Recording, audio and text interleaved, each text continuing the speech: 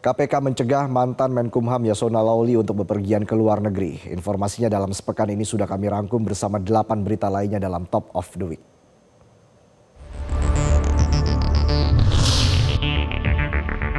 Terdakwa kasus korupsi tata niaga komunitas timah Harvey Muiz dijatuhi hukuman 6 tahun 6 bulan penjara oleh Majelis Hakim Pengadilan Tindak Pidana Korupsi di Pengadilan Negeri Jakarta Pusat.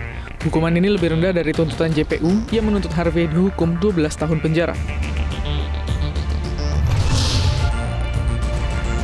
KPK mengumumkan status hukum Sekjen PDIP Hasto Kristianto sebagai tersangka. KPK menyebut Hasto menyediakan sebagian uang suap untuk memuluskan jalan Harun Masiku jadi anggota DPR. Mabes Polri memutuskan untuk mengambil alih kasus pemerasan yang diduga dilakukan oleh 18 oknum polisi Indonesia terhadap 45 warga Malaysia di konser Jakarta Warehouse Project atau DWP. Kasus itu dipusatkan di Mabes Polri demi percepatan dan objektivitas.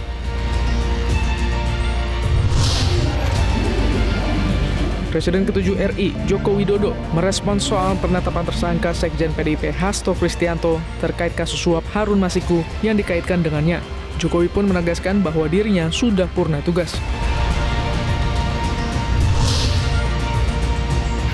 Komisi Pemberantasan Korupsi atau KPK mencegah mantan Menkumham Yasona Lawli untuk bepergian ke luar negeri.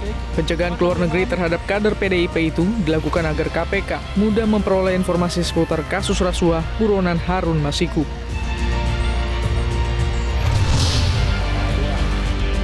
Untuk pertama kalinya setelah ditetapkan sebagai tersangka, Sekjen PDI Perjuangan Hasto Kristianto muncul melalui keterangan video yang dirilisnya Kamis 26 Desember 2024. Hasto mengaitkan statusnya sebagai tersangka dengan sosok yang telah dipecat partai karena memiliki ambisi kekuasaan hingga 3 periode tanpa menyebut siapa sosok yang dimaksud.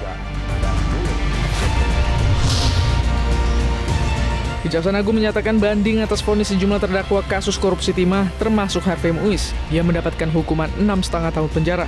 Alasannya karena vonis pengadilan dinilai belum memenuhi rasa keadilan.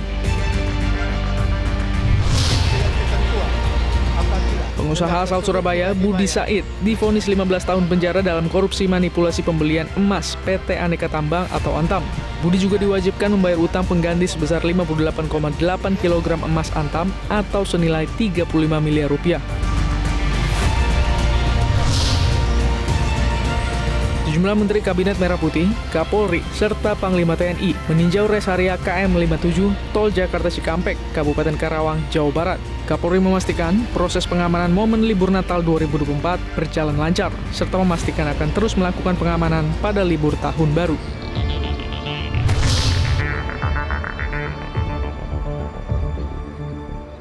Jelajahi cara baru mendapatkan informasi. Download Metro TV Extend sekarang.